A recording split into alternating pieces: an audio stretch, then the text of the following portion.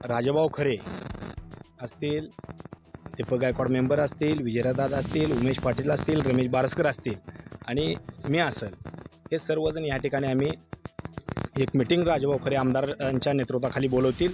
त्या ठिकाणी सगळा विचार होईल आणि ती विचार करून आम्ही त्या ठिकाणी जेणेकरून दीपक मेंबरची भूमिका राजन पाटलाला पाडण्याची आहे, चरणची भूमिका राजन पाटलाच्या विरोधातलीच आहे आणि उमेश पाटील यांची बी भूमिका राजन पाटला विरोधात आहे, रमेश बारसकर. तर मग आपण वेगळं कशासाठी? ही सर्वसामान्य जनतेचं बोल आहेत की सर्वांनी आपण एकत्र येऊन 4 पावलं मागं मोरं सरून आहे. जर का त्यांच्या गटाचे काय लोकांबरोबर चर्चा केली असेल तर त्या मिटिंगचा गैरअर्थ लावणं आपलं काही गरज नाही. कारण का तर त्या ठिकाणी आम्ही सगळेजण बसून 100 आणि त्या ठिकाणी 100% आम्ही सगळी एकत्र राहूनच या ठिकाणी मोहोळ तालुक्यातील हुकुमशाहीला आम्ही या ठिकाणी मुळासकट उपर करू.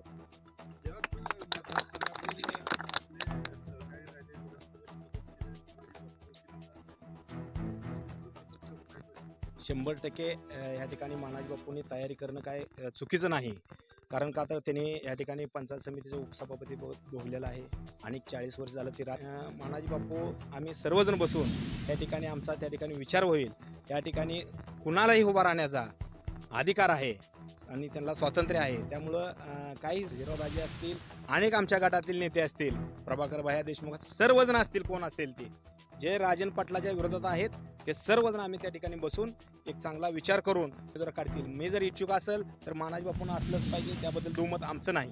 कारण का तर मानाजी बापूंनी देखील या ठिकाणी 40 वर्ष तालुक्यात 3-4 वर्षापासून काम करत असताना तर लोकांमधलीच प्रतिक्रिया आहे की तुम्ही उभा राहिलं पाहिजे. आणि मला माहिती नव्हतं की आरक्षण ओपन निघेल का काय निघेल, परंतु ही काम पिनूरचा विकास झालाय, पाटकुलचा माझा झाला पाहिजे, टाकळीचा झाला पाहिजे, औंढीचा झाला पाहिजे, वरकुटचा झाला पाहिजे, युवती असेल, प्रत्येक ठिकाणी एक पक्षाचा जिल्हा प्रमुख म्हणून शिवसेनेचा एकनाथ शिंदे साहेबांच्या आशीर्वादानं एवढा निधी त्या ठिकाणी आणला आहे आणि येणाऱ्या काळामध्ये ते आपल्याला निधी आणून ह्या ठिकाणी प्रत्येकानं संघटनेचं काम करत असताना आपला पक्ष कसा वाढला पाहिजे ह्याच्याकडे भूमिका 100% राहील.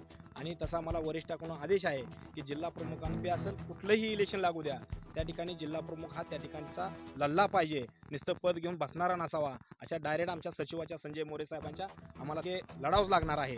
परंतु त्या ठिकाणी तरी देखील मानाजी बापू वगैरे आम्ही सर्वजण, विजयदादा डोंगरे असतील, उमेश पाटील असतील, दीपक मेंबर असतील, लढलं पाहिजे, कोण थांबलं पाहिजे आणि जेणेकरून अनगरकरांना या ठिकाणी कसं आपण मुळासकट उकरून टाकलं पाहिजे तालुक्यामध्ये 100% एकत्र येऊन लढणार आहोत.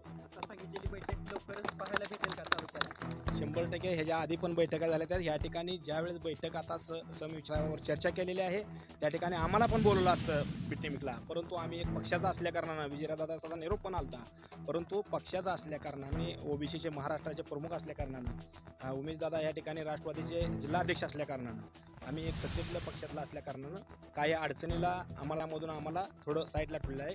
समज गैरसमज होत असतात सोशल मीडियाच्या माध्यमातून झाले जर असले तर तसा कुठलाही गैरसमज नाही. आम्ही एकमेकांच्या संपर्कात असतो आणि येणाऱ्या काळामध्ये तुम्हाला